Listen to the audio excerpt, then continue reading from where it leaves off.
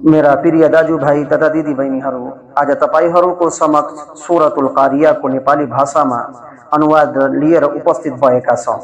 सूरतुल कारिया मक्काको जीवनमा अवतरित, यसमा 11 आयत र 1 रुकु छन्। अल कारियातु मल कारिया, याद गर त्यो घटना जो मुटु हल्लाइदिनेछ।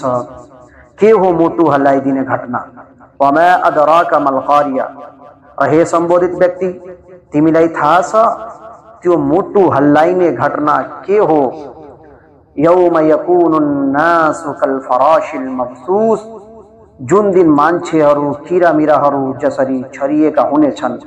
व तकुनुल जिबालु कल इह्निल मनफूश, र पहाडहरू धुनेको रंगीन कपास जस्ता हुनेछन्। फअम्मा मन सकुलत मवाजिनु, फेरि जो मान्छे को ईमान को पल्ला गारो हुनेछ। फहुवा फी ईशति रादिया, अतः ऊ आनंदमय जीवन में रहनेछ। व अम्मा मन खफ्फत मवाजिनु, र जो मान्छे को ईमान को पल्ला पाटो हलुका होला। फउम्मुहु हाविया, उसको ठेगाना हाविया हुनेछ। वमा अदराका मा हिया, र तिमीलाई थाहा छ हाविया के हो? नारुन हामिया, यो दनकी रहेको आगो। यस सूरतमा अल्लाह ताआलाले भन्नुभयो, आयत नम्बर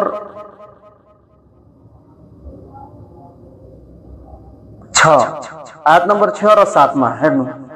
फअम्मा मन सकुलत मवाजिन, फेरि जो मान्छेको ईमान को पल्ला गाह्रो हुनेछ, जसको ईमान को पल्ला गाह्रो हुनेछ, जसले यो संसारमा बसेर सत्य काम गर्नु भएको छ, जसले यो संसारमा बसेर अल्लाह र रसूल को देखाउनु भयो बाटोमा हिँड्नु भएको छ, त्यसको के हुनेछ भने अत आनन्दमय जीवनमा रहनेछ।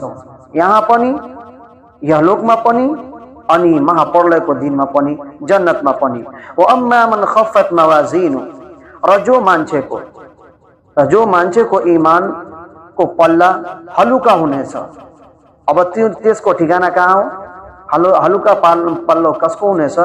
जसले यो संसारमा बसेर नराम्रा कुरा गरे, नराम्रा काम गरे, अल्लाह को जुन सन्देशटा हुन्, अल्लाह ताआला को जुन रसूल हुन्, जसले देखाउनु भयो बाटोमा हिँड्नु भएन, अल्लाह ताआला को अहकाममा हिँड्नु भएन, त्यस्तो मान्छेको ठिगाना जहन्नम हुनेछ, हाविया हुनेछ। अब अल्लाह ताआलाले भन्नुभयो, वमा अदराका मा हिया, तिमीलाई थाहा छ हाविया के हो?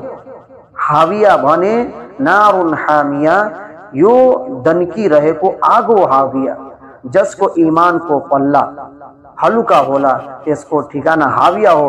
र ठिकाना हाविया हो भने हाविया के हो भने दनकी रहेको आगो हो, जसमा हालिनेछ। अल्लाह ताआला हामीहरूलाई आफ्नो अहकाम माथि अमल गर्नको लागि तौफिक दोस्। आमीन।